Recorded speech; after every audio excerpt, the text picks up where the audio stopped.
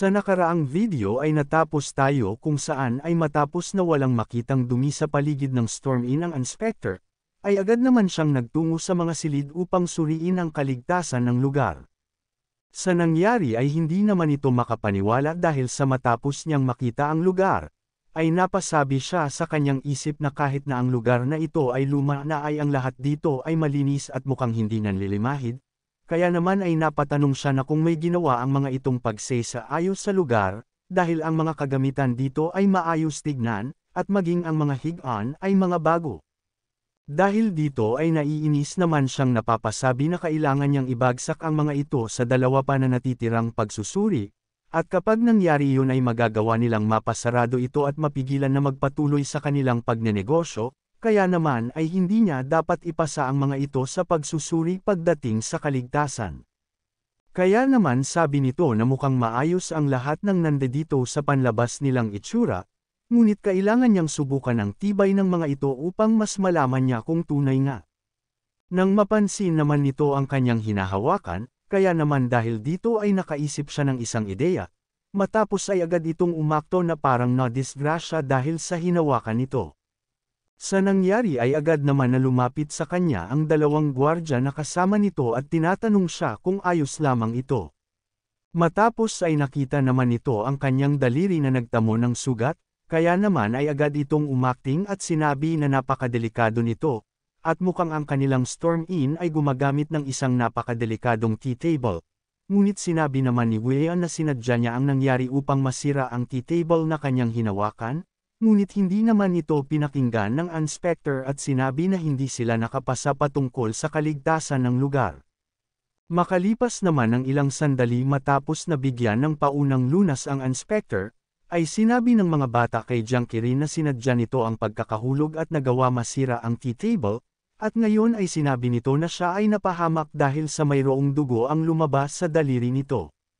Sa narinig na ito ng ating bida ay agad naman siyang napatapik ng malakas sa lamesa, ngunit agad naman siyang pinigilan ng dalawa at sinabihan na hindi nito dapat na ituloy ang nais niya, at kailangan muna niyang pagtiisan ito dahil hindi pa sila tapos sa pag-inspection, dahil dito ay wala naman siyang nagawa kung hindi ang magpigil na lamang. Matapos ay nagsalita naman ang inspector at sinabi na kahit pa nagawa nilang makapasa patungkol sa kalinisan, at dahil sa nagawa nilang bumagsak patungkol sa kaligtasan, ay ang huli na lang na kailangan ay ang patungkol sa kalidad ng lugar. Sabi nito na ang kalidad ng lugar ay importanteng requirement sa kanilang pagsusuri, dahil ang pagpapanatili ng kalidad ng Gold Deity Road ay kinakailangan ng kanilang hangyo at malaki ang kontribusyon nito para sa kanilang bansa. Sa nangyari ay natigilan naman ang mga ito sa kanilang mga narinig. Kaya naman sabi ng inspector na para sa kalidad ay mayroong mga kinakailangan na tignan, at kapag nakakuha sila ng 3 puntos o higit pa nakabawasan, ay may kukonsider na nila itong bagsak sa pagsusuri, at gaya nga ng sinabi niya kanina na sisiguraduhin niya ang isasagawa niya ay isang reasonableng pagsusuri na naaayon sa batas, kaya naman ay wala silang dapat na ikabahala patungkol dito, dahil dito ay sumang-ayon naman si Junkirin sa kanyang mga sinabi. Sabi nito na una ay titignan niya kung ano ang itsura ng kanilang inn mula sa labas, at base sa kanyang nakita na kahit pa mas maganda na ito kumpara sa noon, ay hindi pa din ito kasing inam ng ibang mga inn sa Gold Deity Road. Bigla naman na nangatwiran si William at sinabi na ang kanilang inn ay napapasa ilalim pa sa malaking pagsesa ayos ngayon, dahil kapag nagawa ng matapos ito ay sigurado siya na mas gaganda ito tignan sa panlabas. Nang bigla naman na nagsalita ang inspector at sinabi na ngunit hindi na ito ang kaso ngayon dahil sa ngayon ang araw para suriin ang lahat, dahil dito ay bigla naman siyang napatahimik. Nang bigla naman siyang pinigilan ng ating bida sa susunod nitong mga sasabihin pa, sa isip nito na ang isang ito ay ang kung sino na determinado na ibagsak sila sa pagsusuri, at ang pakikipagtalo dito ay ikakapagod lamang nila ng walang saysay. Sabi pa nito na ang ikalawa ay ang pinakamatandang anak ng Namgang clan, si Namgang Hugh, na isang baliw na tao na hindi lamang dinungisan ang pangalan ng isang nirerespetong clan, ngunit nagawa pang ilagay ang buhay sa kahalayan bukod pa ang pagsusugal, siya na kung sino na kahit ang mga kawatan sa lugar ng Gold Deity Road ay pinaghahanap siya, at bukod pa doon ay nasa listahan siya ng mga minamanmanan ng kanilang gobyerno. Sabi pa nito na ang pagkakaroon nila ng kagaya niya na nagtatrabaho sa kanilang inn, ay magsasanhi para sa malubhang pagbagsak ng kalidad ng kanilang inn, kaya naman ay magkakaroon na sila ngayon ng ikalawang kabawasan na puntos. Nang bigla naman na nagsalita si Nam Gang-hyu at itinanggi nito na siya ay nagtatrabaho sa lugar na ito. At hindi ba nito naisip na siya na isa sa top 8 gambling god ay magtatrabaho bilang isang taga-silbi sa isang inn habang nakakatanggap ng maliit na salapi. Nang bigla naman siyang pinigilan ng ating bida at sinabi na si Nam Gang-hyu ay totoong nagtatrabaho sa lugar na ito, matapos ay sinabihan niya ang binata na ang kung ano ang dapat na mangyari ay mangyayari kahit paanong gawin nila upang maiwasan iyon na maganap, at bukod pa doon ay parte na siya ng kanilang pamilya. At hindi nito nais na ilaglag ang parte ng kanyang pamilya sa mga bagay na ganito. Ngunit sabi naman ng binata na kung sakaling bumagsak ang kanilang inang dahil sa kanya ay mapapusara ito, hindi naman kumibo dito ang ating bida. Kaya naman ay agad na nilinaw ng inspector na kung talaga ba na miyembro ng Storm Inn si Nam Gang-hyu, na mabilis naman na sinang-ayunan ng ating bida. Dahil dito ay sinabi ng inspector na kung ito ang kaso ay isa itong kabawasan ng puntos at mayroon na lamang silang isang natitirang pagbawas ng puntos. Nang bigla naman itong nagsalita at sinabi na ang kanilang head cook na si Jiang Wenchan, dahil dito ay nagtaka naman ito sa pagkakatawag ng inspector sa kanya, matapos ay tinanong siya nito na kung mayroon ba itong certification mula sa Hangzhou Cook Alliance, sa nangyari ay natigilan naman ang binata sa tanong nito. Kaya naman sabi nito na ang bagay na tinatanong niya ay ang pinakakailangan kung nais na magpatakbo nito ng pagluluto sa isang inn sa Hangzhou, at kung wala siyang hawak na certification, ay wala itong karapatan na maging isang cook ng inn.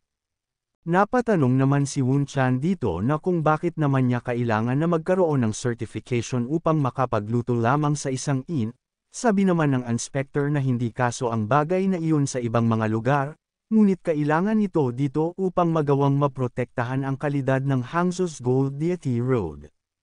Matapos ay may ipinakita naman ito sa kanya, sabi nito na ito ang espesyal na kautusan na ipinapatupad sa mga kainan at inn sa Hangzhou. Ito ay para sa mga head cook ng mga inn at mga kainan sa Hangzhou's Gold Deity Road, ay kinakailangan na mayroon silang certification ng pagkilala mula sa 3 head cook na nakatalaga sa lugar na ito. At ang bagay na ito ay magagawang makuha sa pagsali sa Hangzhou's Great Cooking Contest. At kapag sa kaso na hindi nagawang punan ang mga kinakailangan, ay hindi sila pinapayagan na maging in charge sa loob ng kusina ng Hangzhou's Gold Deity Road. Sa nangyari ay natigilan naman dito si Wun Chan at hindi na nakapagsalita pa, matapos ay galit nitong sinabi na ang hindi kaaya-ayang itsura ng kanilang inn, ang pagiging immoral ni Nam Gang-hyu, at ang kakulangan para sa kwalifikasyon ng kanilang head cook na si Kang Wun Chan, ay ang lahat ng ito ay 3 puntos na kabawasan na magsasanhi sa pagbagsak nito patungkol sa kalidad ng kanilang inn. Dagdag nito na ang ibig sabihin lamang ay nagawa nilang bumagsak sa 2 sa 3 pagsusuri, ang kaligtasan at ang kalidad ng lugar, at hanggang ang saang inspector ng Hangzhou, siya na si Chu Gayong, ay makita na ang Storm Inn ay nagawa ng makuha ang lahat ng mga kinakailangan, ay ipapasara muna nila ang lugar na ito sa walang tiyak na tagal ng panahon. Matapos ay agad naman na ibinigay nito ang isang kasulatan na resulta sa ginawang pagsusuri upang kanyang pirmahan, sa isip naman ng ating bida na sa labanan kung saan ay ang maari lamang niyang makuha ay ang pagkatalo sa ngayon, ay kailangan niyang piliin ang tiyak na pagsuko, at ang importante para sa kanila ngayon, ay kailangan nilang maghanda para sa mga parating na pakikipaglaban sa mga ito laban sa kanyang inn magmula ngayon. Kaya naman ay matapos niyang lagdaan ang kasulatan, ay napasabi ito na kailangan niya munang sumuko sa ngayon, upang magawang maprotektahan ang pamilyang mayroon siya. Matapos ay nagtanong naman si Jiang Qirin dito na kung ang rason ba sa kanilang pagkakasara ay patungkol sa kaligtasan at sa kalidad ng lugar, na agad naman itong sinang-ayunan. Kaya naman sabi nito na kung sakaling nagawa nilang makuha ang mga kinakailangan ay maari na ba silang magpatakbong muli ng Storm Inn. Sa isip naman ng inspector na bakit naman kaya siya tinatanong ng isang mababang innkeeper patungkol sa mga detalyeng ito, nang bigla naman niyang sinabi kay Jiang Qirin na ayon sa kanilang umiiral na batas ay maari ang kanyang sinabi. Matapos ay muli naman siyang nagtanong na kung maari ba niyang malaman kung sino ang nakatalaga sa inspection sa susunod. Masaya naman siyang tinanong nito na kung may alam ba ito patungkol sa kung papaanong gumagana ang kanilang gobyerno. Agad naman na sumagot ang ating bida na nais niya lamang na malaman ang patungkol doon. Ngunit sabi naman nito na kung sakaling malaman niya nga kung sino ang taong iyon, ay nakakasigurado siya na hihimatayin ito, dahil ang posisyon ng taong iyon ay labis na napakataas na hindi niya magagawang maunawaan kung sino ba talaga ito. Kaya naman ay agad itong lumapit at sinabihan siya na bibigyan siya nito ng kaunting payo, matapos ay sinabi nito na huwag na itong gagawa ng kahit na anong katangahan, at mas mainam para sa kanya ang huwag nang alamin ng pasekreto kung sino ang taong iyon, dahil siya ang tipo ng tao na ang kagaya niya na isang normal lamang, ay hindi magagawang makita iyon kahit pa sa habang buhay nito. Matapos ay habang papaalis ito ay sinabi niya na ang mga normal na tao na kagaya niya, ay dapat na nakikipaglaro lamang sa kapwa niya normal na tao at hindi sa kanila. Sa nangyari ay nalungkot naman ang lahat dahil sa mga biglaang nangyari sa loob ng kanilang nang bigla naman na natawa ito ng malakas, upang magtaka naman ang iba nitong mga kasamahan. Sa isip nito na hindi siya dapat na matawa sa mga nangyari, ngunit hindi niya magawang pigilan ang matawa ng sobra, dahil sa ngayon ay talagang isa na siyang normal na tao na namumuhay ng normal, kaya naman ay bigla itong napatanong sa kanyang isip na kung ang kanyang hiling ba na mamuhay ng isang normal na tao ay nagawa ng matupad. Ngunit sabi pa nito na kung ang mamuhay ba ng normal ay katumbas ng pag-adapt ng awtoridad at itago ang kanyang pagkakakilanlan ay ganito, kaya naman ay kung ganun ay susubukan niya na ayusin ito na parang isang normal na tao. Kung umabot ka na sa parte ng video na ito ay maaari lamang na i-click ang like at super thanks sa baba bilang pagsuporta. Maraming salamat. Matapos ay napatanong naman ng mga kasamahan nito na kung bakit ito tumatawa ng malakas, at kung siya ba ay masaya dahil sa hindi na sila makakapagpatakbo ng kanilang Hindi naman ito pinansin ang kanilang mga katanungan bagkus ay sinabihan na ngayon ay ang lahat ay magtipon muna dahil sa mayroon siyang sasabihin sa mga ito. Nang bigla naman itong natigilan at napalingon, sabi nito na muli na naman siyang nakaramdam ng mga matang nag-iispiya sa lugar nila, at ang mga ito ay nag-obserba mula sa labas. Kaya naman matapos na lumabas ay napasabi siya na dahil sa madaming tao at kabahayan sa paligid na maari nilang pagtaguan, at ang presensya nila ay nasa iba't ibang lugar ay mahihirapan siya na makita ang mga ito, ngunit nakakasigurado siya na may kung sino ang nagmamasid sa kanila. Kaya naman ay napatanong si Jiang Qirin na kung talaga ba na siya ang inoobserbahan ng mga ito, dahil nakakasigurado siya na bihasa ang mga taong ito, kaya naman ay anong rason nila upang obserbahan ang isang innkeeper ng Storm Inn. Dahil dito ay napasabi siya na kung ang mga ito ay ipinadala mula sa ibang mga inn upang targetin ang Storm Inn, ay posible nga itong mangyari, kaya naman ay kailangan muna niyang obserbahan ang sitwasyon dito ng kaunting panahon pa, matapos ay agad nitong sinabihan ang lahat na maupo na sila dahil sa mayroon siyang sasabihin sa mga ito. Sa kabilang banda naman sa di kalayuan, ay napapasabi ang ikalawa nilang kapatid sa squad na nagawa na nilang itago ang kanilang presensya sa layong 30 yards, ay sa papaanong paraan naman niya nagawang malaman iyon. Sabi pa nito na hindi niya nagawang madetect ang ganong kalayo noong magkakasama pa sila, kaya naman ay napapatanong siya na kung nagawa ba nitong magpalakas pa matapos na umalis sa serbisyo sa militar ng palasyo. Sa isip nito nakaparehas din ito noong unang beses silang magtungo dito sa Hangzhou, sila ay nagtago sa pagitan ng mga tao, ngunit nagawa pa din niyang maramdaman sila sa kanilang direksyon na pinagtataguan. Kaya naman sabi nito na ngayon ay mas kailangan pa nilang maging mas maingat pa, dahil sa alam nito na mayroong kung sino ang nagmamasid sa kanya mula sa di kalayuan, at talagang ang isang Jiang Qirin ay parang isang halimaw. Matapos ay napasabi na lamang siya na ito ang dahilan kung bakit siya ang kanilang pinakamatandang kapatid sa squad, at ang kapitan ng buong Crimson Dragon Cavalry Squad. Nang siya ay bata pa lamang at unang nakatagpo si Jiang Qirin, ay alam na nitong malakas na siya sa umpisa pa lamang, ito man ay patungkol sa pisikal na lakas o kahit na sa mentalidad, at aminado siya na mas malakas pa ito kumpara sa kanya, na isang direktang disciple ng Wudang sect. Siya ay maawain sa mga batang mandirigma, at palaging nagbibigay ng mga habilin at mga suhestyon, at sa pagharap sa kamatayan, ay siya ang taong palaging nakakaramdam ng matinding kalungkutan. Nang bigla naman siyang napatigil, at napasabi sa kanyang isipan na ang makita siya na tumawa ng ganong kasaya, ay mukhang nararamdaman niya na ang kanilang matandang kapatid sa squad ay talagang masaya na ngayon. Sabi pa nito na ang kanilang orihinal na plano ay ang makipagkita sa kanya at mamuhay ng kasama siya, ngunit hindi na dapat sila pang magpakita sa kanya, lalo na sa mga oras na labis na siyang masaya. Matapos naman na pakawalan nito si Jingo, ay napatanong naman siya na kung anong naging problema kung bakit niya ginawa iyon sa kanya, at kung nagawa na ba silang mahuli ni Jiang Qirin, na agad naman nitong sinagot at sinabi na muntikan na. Dahil dito ay nagtataka naman si Jingo at napatanong na kung sa paanong nagawa pa din niyang maramdaman kahit na sa distansya na mayroon sila. Sabi naman nito na mukhang ang kanilang matandang kapatid ay mas naging malakas pa kumpara sa huli nilang nakasama ito.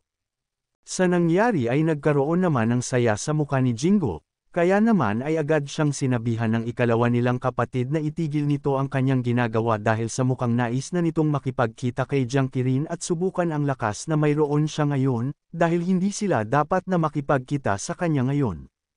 Sa nangyari ay napatanong naman si Jingo na kung bakit hindi sila makipagkita sa kanya kahit na sandali lamang, dagdag pa nito na kung hindi ba nito nais na muli silang makita, dahil bakit kailangan pa nilang magtago kung nagtungo naman sila dito upang bisitahin ang kanilang dating pamilya sa digmaan na matagal na hindi nakasama. Tinanong naman siya nito na kung ilang beses ba nagawang iligtas ni Jiang Qirin ang buhay nito. Nahihiya naman siyang sumagot at sinabi na sa tingin niya ay nasa 20 beses, na agad naman na kinontra ng kapatid niya sa squad at sinabi na halos nasa 40 beses na ito o mas higit pa. Sabi pa nito na sigurado siya na halos nasa 40 ito base sa kung ilan lang ang kanyang nabilang noong panahon ng digmaan, dahil mayroong mga pagkakataon na sinagip siya nito nang hindi niya nagagawang mamalayan iyon, at ang ibig sabihin nito ay may pagkakautang siya kay Jiang Qirin ng 40 buhay. Sa kabilang banda naman sabi nito, na kung ilang beses ba nitong nagawang may salba ang buhay ni Jiang Qirin, sa nangyari ay agad naman itong napaisip. At sinabi na noong naisip niya na ang sapatos ng kabayo nito ay hindi na maayos ay pinalitan na niya agad ito, ngunit sinabi naman ng ikalawa nitong kapatid na hindi naman pagsadyap ng buhay ang bagay na iyon. Kaya naman sabi ni Jingo na kung ganun ang kaso ay noong tinikman nito ang pagkain upang malaman kung may lason ba ito o wala, bago ito kainin ni Jiang Qirin, na agad naman niyang kinontra at sinabi na nagpresento lamang siya na kumain ng pagkain dahil sa hindi na nito pa kayang tiisin ang kanyang gutom. Dagdag nito na nililinis din niya ang mga tent sa kanilang kampo, ngunit sabi nito na nag-uumpisa na siyang magsabi ng mga bagay na wala namang kinalaman sa pagsalba ng buhay. Dahil dito ay malungkot naman na sumagot ito nang wala kahit isa. Kaya naman sabi nito na kahit natulungan sila ni Jiang Qirin ng malaki, ay sa totoo lamang ay wala man lamang silang nagawang kahit na ano para sa kanya noon. At gaya ng pagkakaalam nito, ang kanilang matandang kapatid ay nakipaglaban dahil sa kanyang katapatan at obligasyon sa kanilang General Gang. Ay walang kahit na anong pagkakataon ay hindi nila nakita itong nagpakita ng pagkagusto sa lugar ng digmaan. Ngunit kung magpapakita sila ngayon sa kanya, ay maaring isipin ng kanilang matandang kapatid sa squad na nakakulong pa din ito sa lugar ng digmaan, at ang paggawa ng mga bagay na ito ay isang paraan upang magawa nilang makabayad sa kanya para sa kung anong mga nagawa nito sa kanila sa lugar ng digmaan, at ang mga bastardong dumating mula sa Mongolia ay sa tingin niya na may pinaplano sa lugar na ito, kaya naman ay hindi nila dapat na hayaan sila na guluhin si Jiang Qirin sa kung ano man ang kanilang pinaplano. Kaya naman dahil dito ay kailangan nilang protektahan ito, at pasekreto nilang paprotektahan ang Storm-In mula sa malayo, upang sa ganun ay magawa nitong mamuhay ng isang normal na pamumuhay. Dahil dito ay natuwa naman dito si Jingo dahil sa paprotektahan nila siya ng palihim, at gustong-gusto niyang gawin ang bagay na iyon. Matapos naman na magtungo ng dalawa malapit sa Storm-In, ay napasabi ang mga ito na matapos na magtungo ng mga opisyal ng gobyerno dito, ay ang isang anunsyo ng pagsasara ng lugar ay agad nilang nilagay sa harapan nito, kaya naman ay napasabi si Jingo na mukhang ang kanilang matandang kapatid sa squad ay mukhang nahuli sa isang bagay. Sa loob naman ng Storm Inn ay nagtipon ang lahat, habang pinagmamasdan naman niya ang mga miyembro nito ay napapasabi siya na kahit na ang lahat ay iba ang mga naiisip, ay ang tanging kaparehong bagay na maaring mayroon sila, ay ang pagkabahala para sa lugar na ito, at para sa kanya ay napakaganda nito, kaya naman ay masaya nitong sinabi sa lahat na wala silang dapat na ikabahala sa mga nangyari. Kaya naman kung gusto mo na masubaybayan ang ating kwento ay i-open mo lang ang notification bell pagkatapos mo na mag-subscribe.